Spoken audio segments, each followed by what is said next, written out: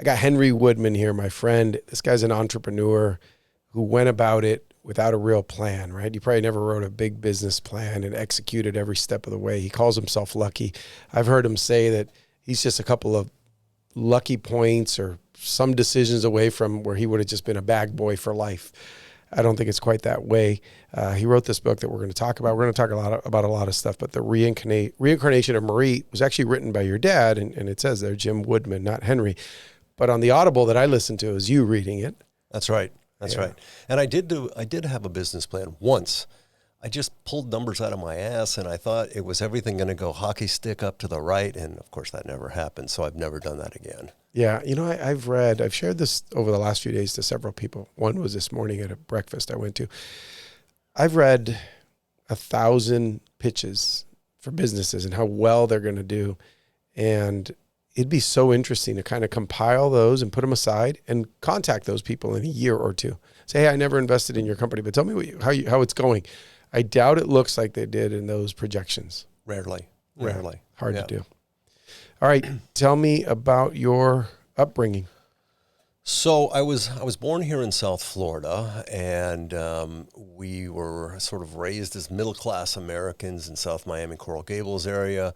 I was a competitive swimmer early on, and I guess we'll get to when I was 16 years old, my dad, who was son of sort of an adventurer, explorer type, he convinced my brother, who was 17, he's a year older than I am, and a couple of our teenage friends that we should go to Honduras and search for a lost city in the jungles. On your own, without him? Exactly. And we ended up saying, wow, that sounds pretty cool. It's like Indiana Jones. We're going to find a lost city. We're going to be on TV. We're going to be famous. Nothing could have been further from the truth, right? So we go down there. Dad did hire a guy sight unseen, some Marine that he had met on the line that said he knew where the lost city was. He was full of shit. He was a snake hunter. He just wanted his way to get paid down to go get these fer-de-lance snakes, which, it turned out to be an exercise in futility. We ran out of food. We had infighting with the guy. He threatened to kill us. We had a plan to kill him. It was one of those, Lord of the Flies things where we thought, Dad sent us down here because he doesn't want to pay for college. He's trying to get rid of us, right? And it was one of those, I guess, experiences you look back and you go, man, you should really appreciate the things you have, right? What do you think your dad's purpose was in getting you guys excited to go down there? Well, his purpose was fairly truthful. I mean, he was an explorer. He was the president of the International Explorer Society. He wrote books on archaeological digs. So he read that there was this lost city in the jungles of Honduras. Somewhere, someplace, there's got to be this city. So let's send the kids in there and befriend the local Indians and find out where the hell it is. Now, the local Indians said they would not go anywhere near it because the legends say you die a violent death. So we were just told the general direction where to go, right? And what'd you find? We did find some ruins, and, they came back a year later to shoot. ABC Sportsman had a film crew shoot a segment on the findings. So did they credit you with anything? Of course not. I mean, we were there, and then, it was my dad taking most of the credit. But at the end of the day, we never found anything. We probably walked over the city. And 30 years later, a guy reached out and he said, listen, I'm looking at the city. I see you guys went there. What did you find? Where were you? Tell me everything, right? He went with LiDAR, checked the jungle canopy and what's under it, and found some mounds that he claims are ruins of the city. And it is very dense and very dangerous jungle. So they really haven't had the ability to go in and do a proper exploration, but they claim they have found Ciudad Blanca, which is the white city. Kind of hard to get heavy machinery in there. Yeah, you can't even get people in there. I mean, literally you got to machete your way through every foot. How far is this from a city, a town? Well, we ended up flying into La Ceiba, and then we would take a bush pilot. He called himself Captain Crash for a reason. That's comforting. Is true. Yeah, and he was a short little guy, and they put phone books on his seat so he could see over the propeller, right? Yeah. And I think it was about an hour and a half flight in, and then they had this Indian village where they had to fly over real low to scare the cows off the grass runway. Wow. Where we would ultimately land. I mean, he would do this once a month, bringing supplies in for the Indians and trading stuff. So it wasn't the first time anybody had flown there, but it was pretty remote. Yeah. How long were you there? 2 months. Wow. 16 years old? Yeah. And what else did you do there? Is exploring the whole time, or did you go to cities and meet people? No, there were no cities. We were exploring the whole time. We ended up going well into the jungles, and we ran into a guy that he's probably long gone. He was probably in his 70s at the time. He was a hitman for the United Fruit Company. Wow. Back in the day, the Americans wanted to take over that area, and so this guy was tasked with taking out people that were in the opposition, right? And so he decided, I'm just going to go into hiding. Went into the middle of the jungle, built a mahogany house, got his Honduran wife and some employees there, and was living in this little mini paradise well off the map. Wow. So we would sit there. That was my introduction to, shortwave radio, and I listened to Paul Harvey on, Armed Forces Radio, Voice of America. And so, that was the only real civilization besides the Indians at the coast where we started.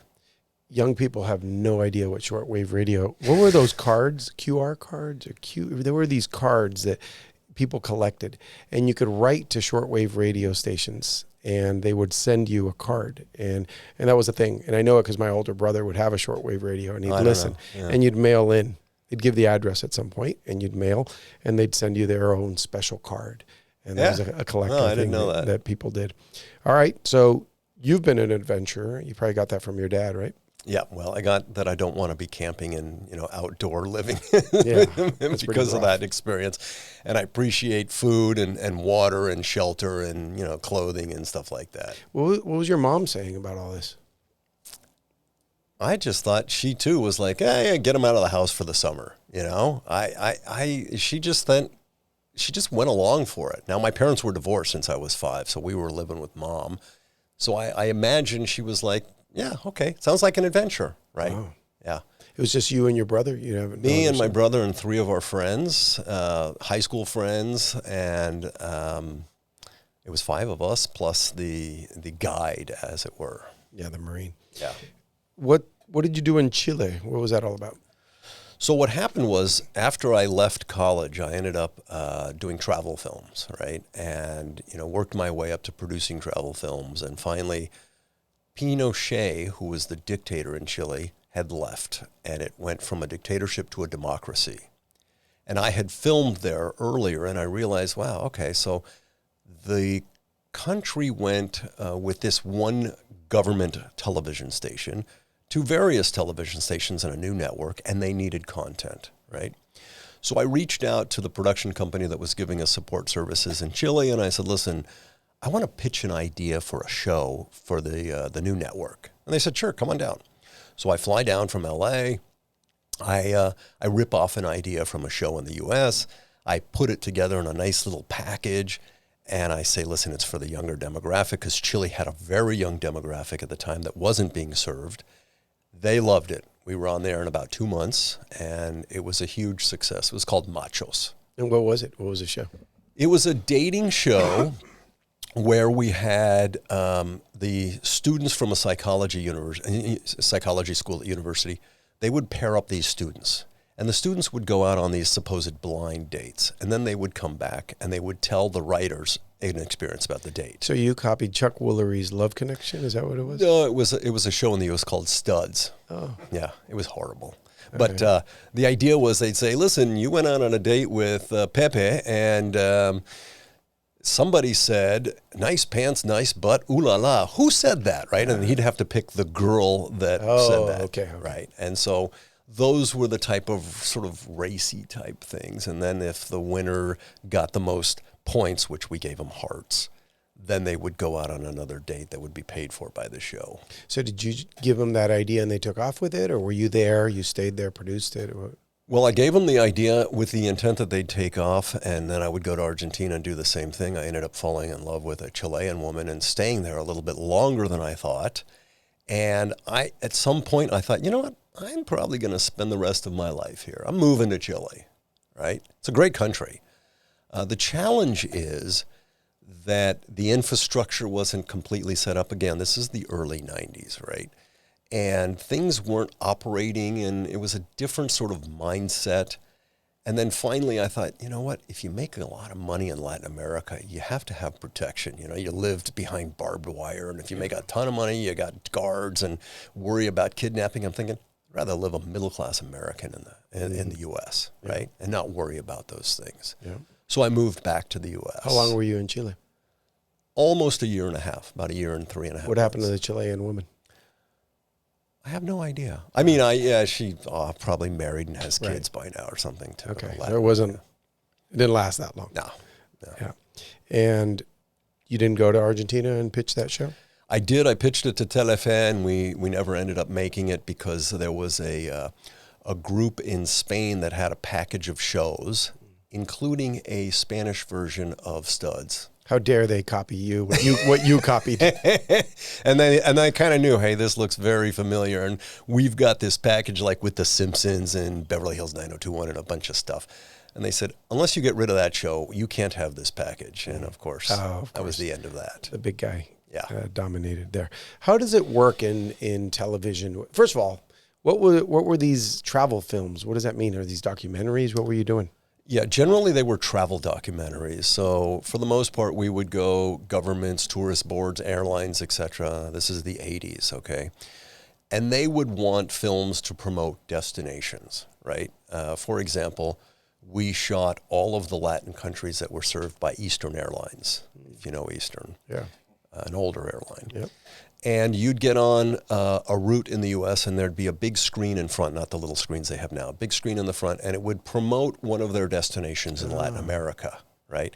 And all of that stuff was stuff that we had shot through the various countries, you know, the food, the locations, the people, etc. So would an airline pay for that themselves, or they share it with the travel board of that city? It was great. So I sold it to the airline. Right. Oh, this was your idea. Yeah. Oh. Well, we had done all the travel stuff, so we pitched the idea to the airline, and they said, "Great, you guys do it," and they were paying full rate for it. Then we turned around and we said, "Listen, the airline is paying for this for the most part. You guys give us support services, and for half the money, I will give you the film and the B-roll, the additional stuff as well." So in theory, I got paid twice for the same thing, and Eastern was okay with that because it was also self-promotion for them. Yeah, because people are going to get there using Eastern. Exactly. Brilliant. Did it seem like you're going to do this forever? No. I think that, you know, after a decade of traveling and being on a plane in a different bed, like every night for months on end, you're like, oh, man, I need to slow down. I need the same bed. I want stability, right? It seems fun.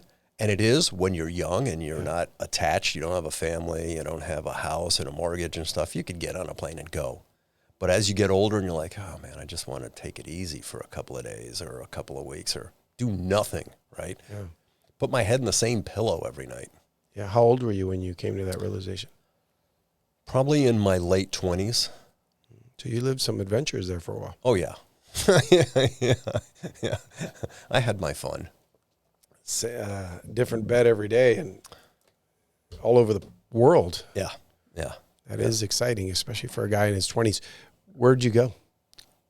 Well, pretty much most of what we did was Latin America. We specialized in Latin America. So every country in Latin America, from, you know, Ushuaia all the way down Argentina, all the way up through Central America and, you know, the Americas. I've heard you speak Spanish before. Where'd you learn?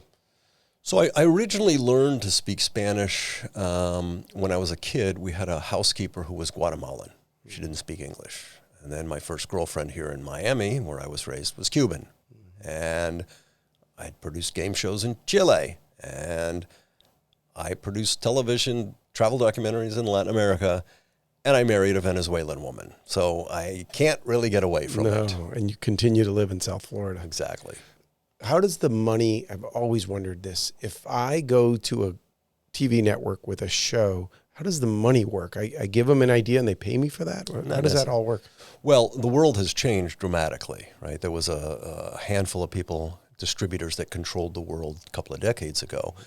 Now the streamers have more power, right? The Netflixes and the Amazons and the Apples. They cut out the middleman. They can get the eyeballs. For the most part, they thought that would be a good idea, but the middlemen also control a lot of the creative and the production capabilities and all of that. But what happens is people have this idea: I'm going to create a great idea, and I'm going to go and they're going to give me a fortune for it. Not right. There's a lot of good ideas, and generally they won't see it because if they produce something similar, you'll claim, "Oh, you got my idea and you stole it. I'm suing you." Right. So you have to go in with your lawyer or an agent or somebody who has a reputation. This day and age, I think the best way to do it is to create what they call a Bible. It is a package that includes the script, the showrunner, producer, the director, and cast members that are attached. So you put it all together. Yeah. Put it all together, wrap it up in a bow, and say, here's what it is, here's the budget. We're ready to go. We're ready to go. And they say, I like it, we'll give you this plus whatever, 20, 30% for your profit. If you don't do it on budget, that's your problem. Oh, big risk. Yeah. Because, how many things always end up on budget with television? Wow. It's a big risk. Tell me about your early entrepreneurial journey. Some video game machines? Ooh, yeah. So I'm in college, right? Where'd you go to college? University of Arizona in Tucson. And at the time I was addicted to video game machines. Pac-Man was my muse, right? Was this 1982? This was 1978 when I went to college. Pac-Man, the machine was out? Oh, yeah. Wow. It was 1979. Pac-Man was pretty big, right?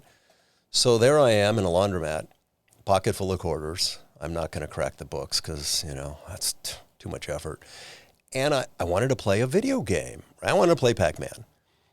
So there I'm thinking, geez, they ought to put a Pac-Man in this laundromat. So I go back to my dorm. I call every laundromat in Tucson. They had the yellow pages back then. Mm-hmm. And they said, we don't have video games. So then I said, would you like one? I mean, I'll share the revenue with you. Sure, they said. A couple of them said. And I had no idea because I didn't know where I was going to get the money. I had no money but my tuition. So I went to an auction. They had arcades at the time, like in malls. And there were machines that were not well used. I mean, they were sitting in the corner, nobody played them, and they eventually said, hey, this is just taking up space, let's get rid of it, put it in an auction. So I went to an auction, and for a couple of $100, I bought a machine for less than the hardware was worth. I put it in my first laundromat. I think it was called a Frisky Tom. That was the game? Yeah. Machines, stuff you've never heard of. Yeah. And, people would say, look, I got nothing else to do. I have to be here. I'm a captive audience. Captive. I'm going to put a quarter in. And if I don't have a quarter, I'm going to put $1 in the machine over here, and it's going to give me quarters. Yeah. Right? Oh, man, you have the perfect setup there. Yeah. And then they realized, boy, this was a crappy machine. Right? And I thought, okay, so I bought another one.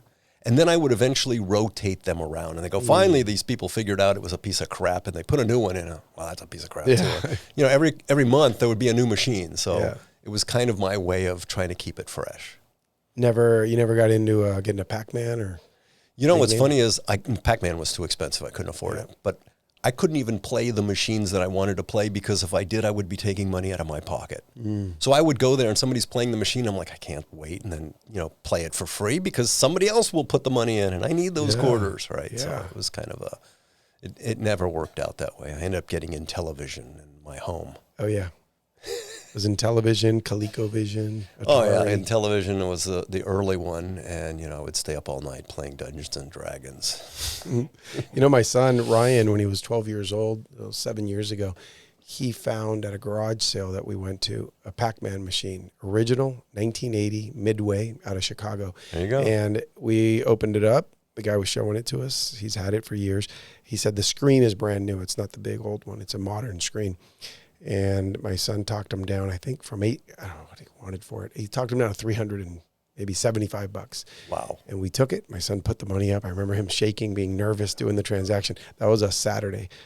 He made about $25 on quarters because he told all the kids in the neighborhood, you got to come over, bring quarters. And they all lined up and he got a bunch of sales. But then on top of all that, he sold it that Thursday Craigslist for $800. I love it. I love it. I wonder where he gets that entrepreneurial spirit, huh, Joel? Out of necessity, Yeah. because I don't give him any money for free.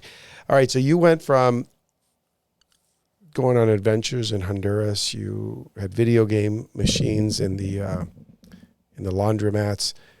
You built up an 8-figure business, and then you sold it to a company that had funding from Alibaba in China. Talk about that. How'd that start? So I'm in Chile, and somebody introduces nonlinear editing, and I thought that is the coolest thing ever. You can cut and copy and paste images like a Word document. I couldn't believe it. Then somebody hands me a CD-ROM and goes, take a look at this. I get a virtual tour, and I look all around, up, down, all around. I'm like, oh my God, this is amazing. I don't have to travel with 5 guys and 17 pieces of luggage to produce travel films. I can do virtual tours. I love it. Photography or video? Yeah. Well, virtual tour is literally a bunch of pictures stitched together to make a circle, right? So I set up a company called World Travel Vision to do virtual tours. And it worked really well. We would produce virtual tours for airlines, governments, tourist boards, hotels, and we'd give them the CD-ROM, and they would take it to trade shows and conferences to promote themselves, right? Yeah. But eventually they would say, how do we put these virtual tours on this new World Wide Web thingy? This is like the mid to late 90s. And I'm like, I don't know, send them a CD-ROM. And they said, yeah, they don't know what to do with it. There are no standards. So I said, well, let me see what we can do about it.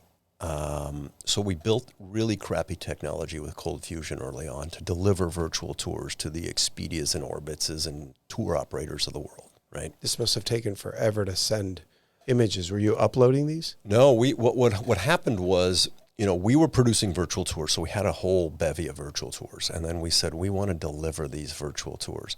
So we would host them on our servers. We would send a link with a branded top and bottom, let's say Orbitz, for example. It would say Orbitz on the top and then the hotel name, and then there would be the meat that was the virtual tours in the middle. We call them digital brochures. That was what we linked from our websites because the travel sites didn't host them. We did. So if you crashed, all the images would have gone down on so many sites. Big time. But we were a nice to have on a website. You'd go to a thing and it's like the need to have are photos. The nice to have virtual tours. Okay. They don't do that anymore because it takes away from the speed with which they can get you to the booking button. So early on, we realized, okay, we are doing the nice to have. What do we do about the need to have? Because we didn't realize at the time, when delivering virtual tours, we realized there was an issue with photos, right?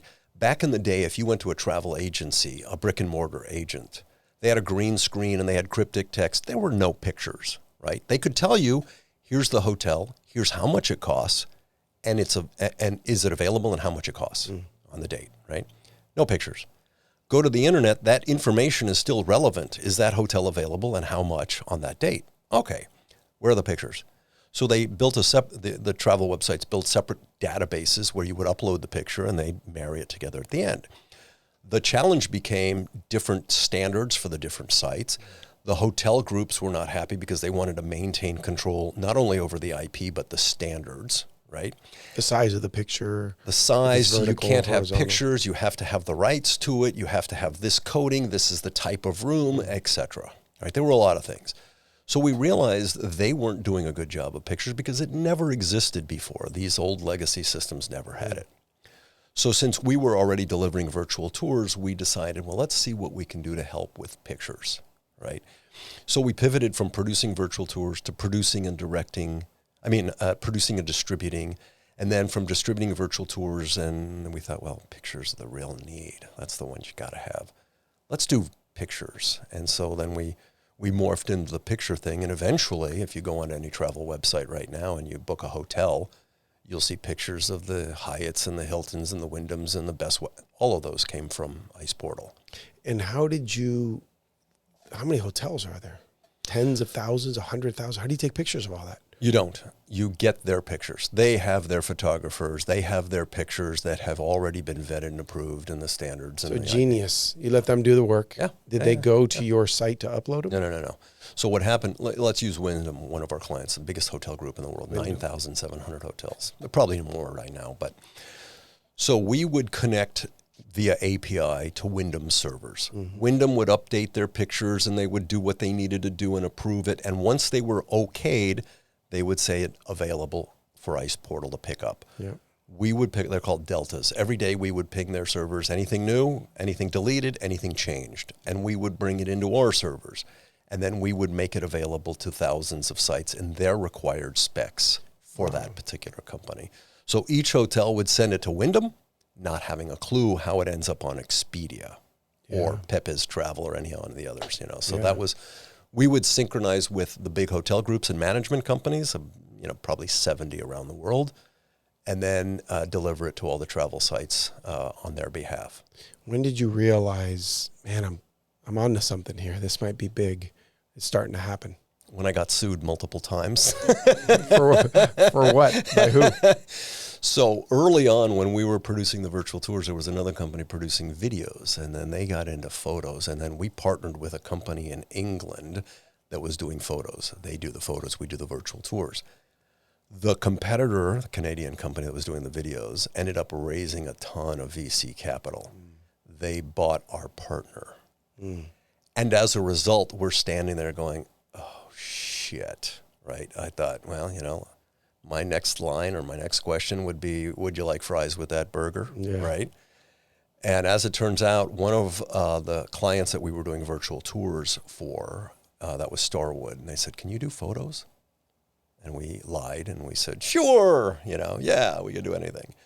And so we ended up doing photos on behalf of Starwood to get our foot in the door. But the problem was that competitor had locked up exclusives with what's called the GDS, the Global Distribution System, like Sabre, big, massive systems. So we were locked out for 5 years.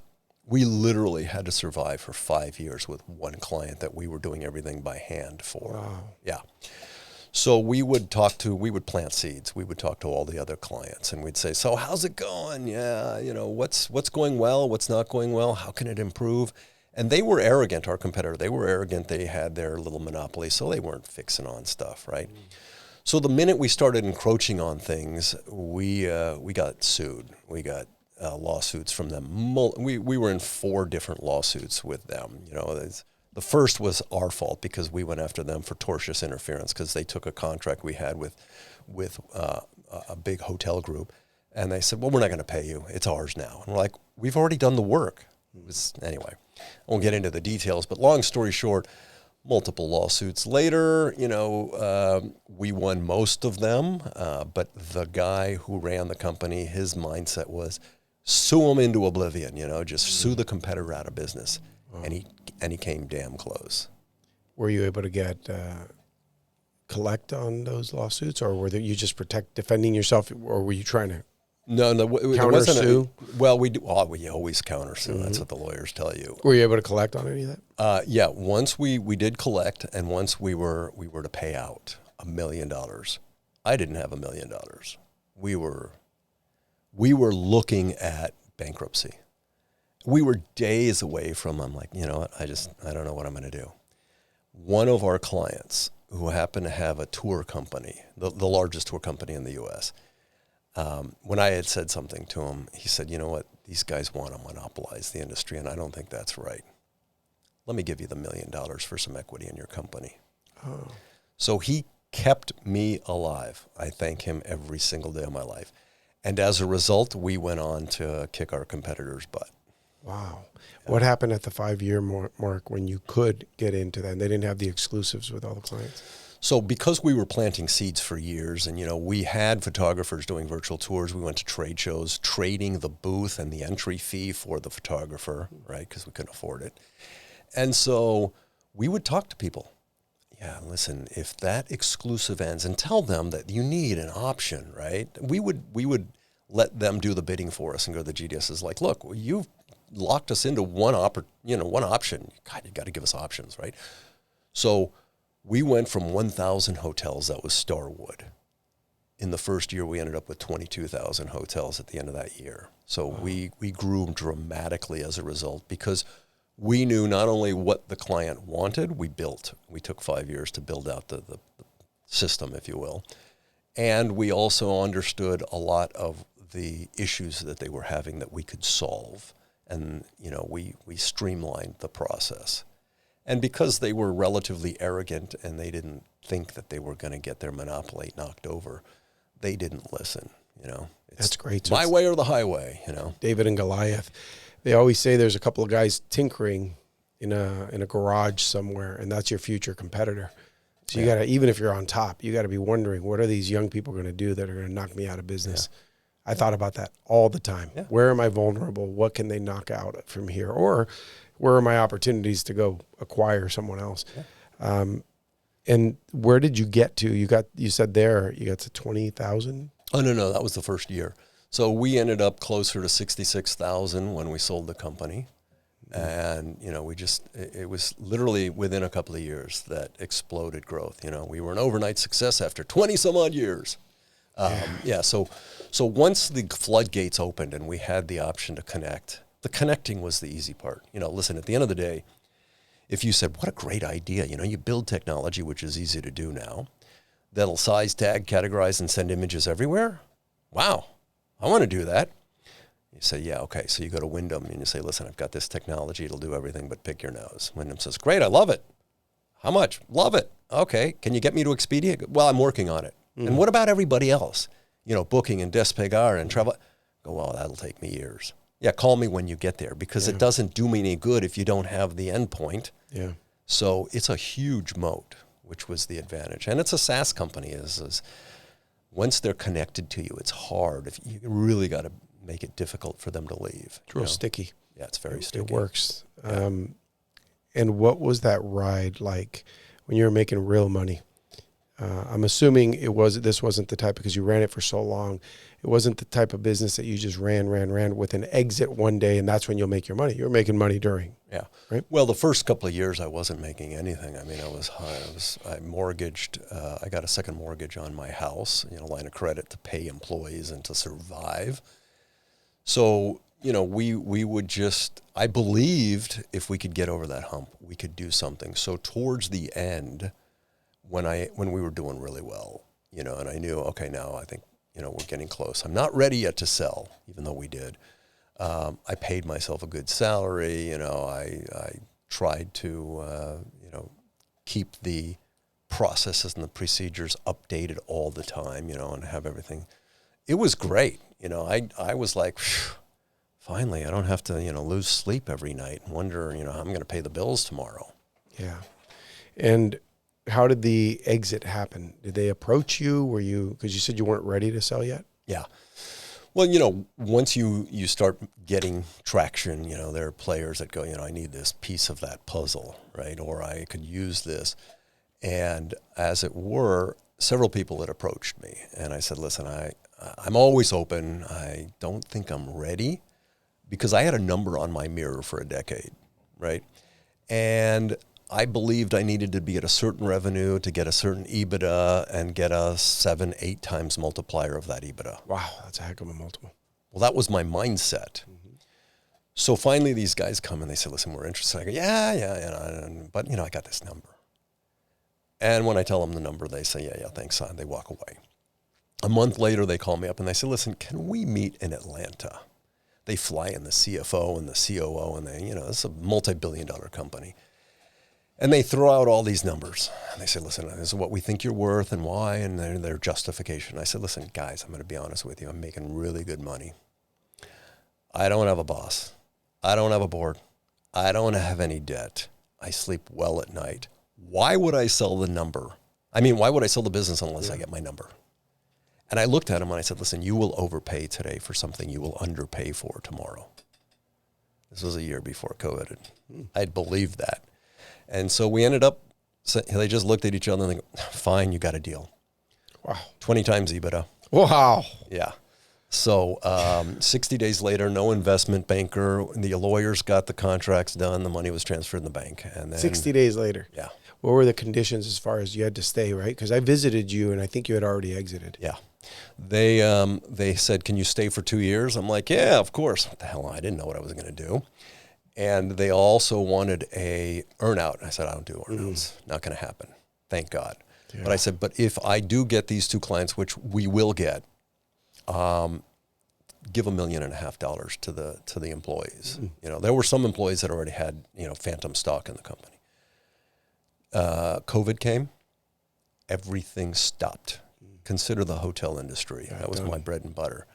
They would call and ask, hey, can you give us a little relief? I mean, help us out. And I'm like, seriously? You? Multi-billion-dollar companies are asking But they wanted me? you to write a check back to them? No. Like, can you, not, because it was an ongoing fee. Whether you do anything or not, you pay us for every hotel, right?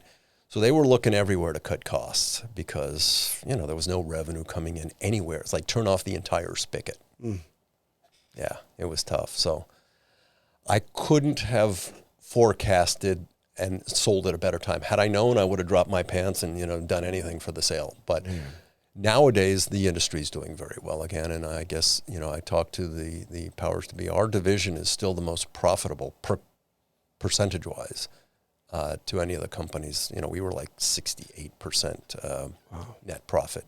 Wow. Yeah, it's all software. Wow. Yeah. Do you stay in touch with anyone at the company? Yeah, of course. And we were like a family for a while. Yeah, that's nice. Suffering through the oldies. Yeah. So let's talk about, well, actually, let me ask you this before we get into the book. So I know you like to swim. You're done. Those 2 years ended a while back. What the heck do you do all day? Swim. No, I was swimming this morning. Good. Well, I'm on a couple of boards. I've done some angel investments, which I kind of regret now, not because they haven't made money, they have, but every year around tax time, I get K-1s at all these different times, and the accountant goes, well, when is this? And I'm like, I don't know. They said they're going to have it in June. I'm like, are you kidding me? Does any company get K-1s on time? No. Yeah, I haven't seen that Which happen. drives me crazy. And then some of them defer payments, or they have this, and I'm like, I just don't know what to do. And then you have to refile with an amendment, and it just drives me crazy. I would have put it in an ETF and just said, not worry about this shit, right? But anyway, I'm on a couple of boards and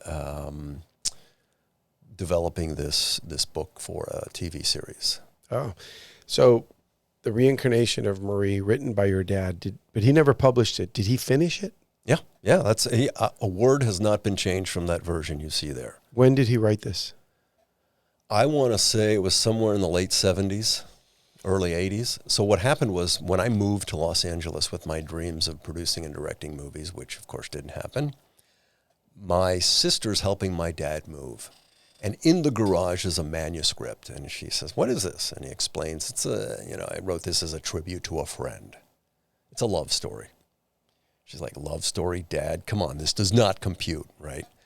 And so she reads it and loves it. And she calls me up. She knows I'm in LA. And she goes, listen, you got to read this. Daddy wrote a love story. I'm like, love story? Come on, Dad. This just doesn't work. She sends it to me. It sits on my nightstand for months. Finally, I pick it up. I could not put it down. I was in tears. I loved it. I'm like, oh, my God, this is amazing. I call my dad. I said, listen, I don't have a lot of money. I'll give you $1, right? Make it legal. So I bought the rights to the book and the film rights, everything. Because he wasn't planning on publishing. It was kind of a tribute. And then I'm thinking to myself, kind of nepotistic of me to think Dad wrote a good book. Friend of mine is out there and he's producing a movie. Let me call him up and see what he thinks. And he goes, Henry, I'm in the middle of a movie. Can you wait? I'm like, sure, take your time. 3 days later, he calls me up. He goes, I couldn't put it down. We are meant to do this. Let's do this. I'm like, done. Which, of course, 40 some odd years later, here we are. So, he ended up leaving into the real estate business. I ended up going to Chile to produce travel films, and we ended up staying in touch, right? And I said, listen, when I sell Ice Portal, we're going to get back to this. But the world has changed. The opportunities 40 years ago, where a handful of distributors controlled the world, has changed now, where the streamers have a lot more control. There's a lot more need for content. There's a lot more niche audiences, right? And so I thought, okay, let me publish the book first, get a little awareness, and then from the book, we'll package the Bible, the series for streaming. Yep. And I want to share that this is never, ever the type of book I would have read. And I didn't read it. I did the Audible version, which you read eloquently, which I was almost done with the book when I realized it was you reading it. because I listen at like 2.5. It's a chipmunk. It's really fast. But I've developed the ability over the years to speed it up and understand. And I go, wait a minute. And I slowed it down. I go, wow, you did a great job. You know, I tried to read a book for Audible before. That is a hard thing to do. Did you take acting classes or speaking or no, the reality is, when I asked the publisher, I go, you know, do I need to get some voice talent to do this? And she says, well, why don't you do it? You got a pretty good voice. You do. And I'm like, because I don't want to sit in a fucking audio booth for a couple of days. Yeah, so boring. And she says, yeah, but, you know, it's like a nice thing as a tribute to your dad. And I'm like, yeah, okay. So, you know, it was just, you know, reading it through. The challenges really were some of the words in places in France. Yeah. You know, but at the end of the day, it's funny because I'm lazy about reading things, and I generally like nonfiction, leadership type stuff. And when I tell people, just read this and do a favor, you know, they're like, yeah, whatever, Henry, do you a favor, you pain in the butt, you. And they read it and they go, man, that was pretty good. Yeah. Even my daughter, she listened to the book and she goes, wow, Dad, can I have a copy of the book? I'm like, why? She goes, I thought, didn't you listen to it? She goes, yeah, but I get more if I read it. Wow. She really liked it. For your own daughter to want to read it. Yeah. Yeah, I'm waiting for my wife to do the Audible because I told her, I go, you're not going to believe this. And she didn't believe me. I go, it's a love story. And she looked at me and said, you read a love story? And listened to one. I go, I know, I don't know if I've ever read a book like this. But I loved it. Maybe that'll open me up to watching the series. Yeah. So what's well, first of all, this is uncharacteristic of your dad? My dad was a writer. He was a travel writer, right? And he had written books like Air Travel Bargains back in the 60s and, you know, Discovering Yucatan and stuff like that. So it was nonfiction stuff. This was not characteristic of him at all. And the story really is about him hearing this story from a friend of his. He writes it in that vein. We don't know whether it really happened as him listening to a friend tell a story or, air quotes, it was a friend, on air quotes, told a story that he was the one that fell in love with Marie and found her reincarnation. Because the idea is Marie, in the reincarnation of Marie, is Marie Barshkersef. And she's a real person who existed in the late 1800s. Between 14 and 24, she wrote a journal every day. She died at 24 of tuberculosis. 2 years after her death, her mother publishes her journal. It becomes an international bestseller because she wrote about things that, you know, women at the time didn't write about, you know, sexuality and masturbation. And, oh my God, you can't do that. And 70 years later, a guy picks up the book and he starts reading it and goes, wow, she's fascinating. Wow, I really like this. Wow. Finds himself falling in love with her and then realizes, this is crazy. I have fallen in love with a dead woman. Goes to the cemetery. Goes to her cemetery where he finally realizes, I need help. This is crazy, right? And eventually finds her reincarnation. It's kind of the sort of the reality of the simple linear story. The series, which right now the working title is called Slippin', which is like slipping through time. And what happens is we do a much deeper dive into her life and the people, her family and friends in her life in the late 1800s, and how those lives now interact with the protagonist is now in the 70s. His life and his friends and family and how they, you know, the karma and the sins of the father and does love and hate two sides of the same coin and are there soulmates? Does it exist or is it some metaverse? And, you know, we don't answer the questions obviously, but we explore those topics. And where do you think this will be? Where can people watch this? Where will it one day be? Well, right now in my mind, but no, eventually, you know, I'd love to see it on, I like Apple. They do a really good job of quality content. Like they did one recently called Dark Matter, which was really cool. But I like an Apple or a Netflix as it is. But the world in the streamer business is changing. You know, the writer strike and, you know, you look at the world of AI and where things are going, and then how do we save money? Do we buy stuff, foreign things, because we need content? Do we produce stuff in, you know, Czech Republic or something? So I think the next couple of months or even years will flesh out a lot of what happens. I think there's going to be some consolidation, And, there's always niche audiences. There's always somebody who wants to know about this, paranormal, love, romance, sci-fi, historical fiction stuff, right? Well, apparently anybody can enjoy this, because I did, and I'm not the typical guy for this. But Can I get that as an endorsement? Yeah. Who's the target audience? Who would really get a kick out of this? Who would you shoot for? I think the target audience are those people that are somewhat believing in reincarnation, right? Believe that there's something beyond what we are here. If we sit down and we ask those questions, what the hell is it all about? Why are we here? Is there such a thing as soulmates, right? Is my wife my soulmate? Or do we find our soulmate in every lifetime? And if not, is it something that we have to work through our karma? And does karma exist, right? And am I paying back for shit I did in a prior life? All of those questions, and sins of the father, or, there's so many weird things with the metaverse and, quantum stuff that, wow, you mean there could be another me somewhere at this very place and time, right? So those people that are fascinated by those questions, and also the historical fiction part, because, there was a review on Amazon, and the guy said he was speechless, because I don't know who it is, but he said, I'm reading through and I'm like, who is this woman? And does she really? So he went to Google and he searched Marie Bashkirtseff and found her and all these quotes in her book. And he was like, wow, I couldn't believe it. This woman really did exist. So that whole fascination with a person in time that we've never really heard of, she's got paintings in museums around the world.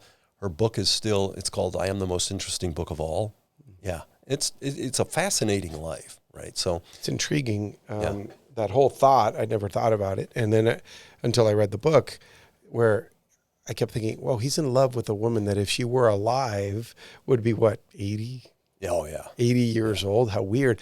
But then you think, well, let's say it's a 25-year-old guy. Well, that girl was 20 at one point, and it would have been normal. And that's what he fell in love with. Yeah. The thought of her, the way that she was back then. Yeah. The way she wrote, the things that she expressed about herself. She even talked about, I believe this reincarnation thing, but it's weird because I could come back and not know my past life, but have my same, idiosyncrasies.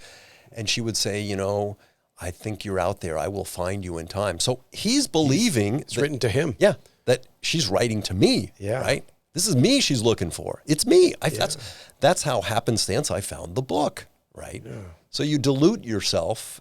These delusions of, it's all about me. It's like our delusions of we're so narcissistic. We are on this teeny tiny little speck of a planet in this massive universe, but yet we're so important, right? Our problems are the universe. Yeah, exactly. Yeah, that's right. Yeah, fantastic story. It should do good in India. It should do very well with karma and reincarnation. That's a big market. What's funny is I was in Niagara Falls, 2 days ago, and I ran into a friend of mine. She saw that I was up there, and she's like, "Oh my, I'm totally into this reincarnation thing. I saw your book, and I'm dying to read it." I'm like, "It's so weird, You don't know that a lot of people have these beliefs, and they go through, and then all of a sudden something happens in your life, and usually as you get older and you're more serious about this whole, why are we here, right? Mm-hmm. I think that's what people ask. What's it all about? Do I just die and that's it? End of story. That was one of my big fears as a 6-year-old when I first started reading. I read about a plane crash, and there were like 100 and some odd people that died, and there were names there. I could care less. I'm reading this as a 6-year-old. I'm like, so I don't know Fred. Mm-hmm. So what? And I'm like, wow, what if that was me? Mm. And somebody's reading that and they go, oh, Henry Woodman died. Who cares? Who cares? Whatever. I'm just a piece of text in a newspaper. That to me hit home. As a kid, I couldn't sleep for days thinking, wow. Yeah, I was freaked out. Of your own mortality. Yeah. Yeah. Am I so insignificant? Nobody gives a shit? That's a big realization. Yeah. Yeah. At 6 years old. Yeah. Wow. Now I know they don't give a shit. No. At least those ones close to you. Yeah, exactly. Hopefully care. What are your, I happen to know your upbringing, if I remember correctly, Irish father, Jewish mother? My mom was a German Jew. fled, Hitler and was raised in hiding in Holland. My dad was born in Chicago, and his folks were from my grandmother. She was from Wales. Oh, Wales. Yeah. So what do you believe about a potential afterlife? Why we're here? What are your thoughts? Damn. You brought it up because you said this. No, it's funny because when I was 16 and I was, thinking about, I read Chariots of the Gods and I thought, oh yeah, aliens and there's a lot more to it. My feelings change. I feel like we need, just like with religion, we need to have something to feel like we are significant. And I fear that our narcissistic, I need to know that we're not just here and that's it. I'm too important to just finish. Exactly. And I'd like to believe there's more to it than that because there's so much we don't know, especially as we get into this quantum world and this, there could be two of me and you're like, really? You're like, yeah, we don't know anything, right? Mm-hmm. So I want to believe that there's more than what we're saying here, what we've created. And sadly, we're kind of fucking it up. I apologize to my daughter, for what we've done. But I think that I don't really know what I think. I think that I'm anxious to see. I fear it might be is all there is. And I'm also, I guess, I won't say opportunity or optimistic that there is something else. There is a soul. There is, reincarnation. I mean, they talk about people that have had traumas in, like, let's say World War II in concentration camps or something, and their grandchildren have trauma from DNA Something's stuff. Passed through the DNA. Yeah. So there's something going on, right? I don't know if I can point to one thing and go, this is what I think happens. Yeah, but that optimistic side, is that what you hope for? Yeah. I think we all do. I grew up very religious Baptist, Southern Baptist. And so I thought, that's it. That's what it is, because that's what I was told as a kid. And then as you start growing and questions are put out there, you start questioning yourself. And I remember that moment where I said, well, maybe there is nothing after we die. It's a sad feeling. Yeah, it is. And you know what hit me really hard? Watching a documentary that went way into the future, trillions and trillions and trillions of years, and the whole universe is just going to shut down. All the stars will lose all their fire and no new stars will be born and it's all dead. Man, that hit me hard. Yeah. And I showed it to my wife and she goes, that is morbid. Like no life on any planet, no star, all of this will have been for nothing. Yeah. Well, Man, as it is. Yeah. I mean, the planets the stars are going further and further away. So in billions of years, we'll look up at the night sky. It'll be black. There will be no stars. That's right. And you have to ask the questions, okay, when our star dies out, billions of whatever years from now, what then, right?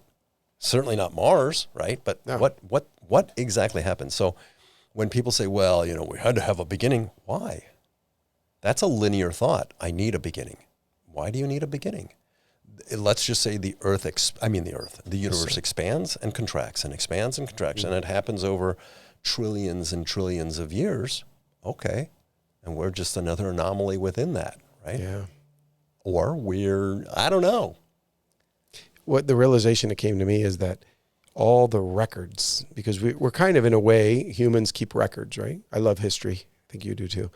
We're keeping records of everything that's ever happened. And then in our own life, we made X amount of money. We accomplished this thing. When we're gone, that's still going to be out there. Our family's going to know.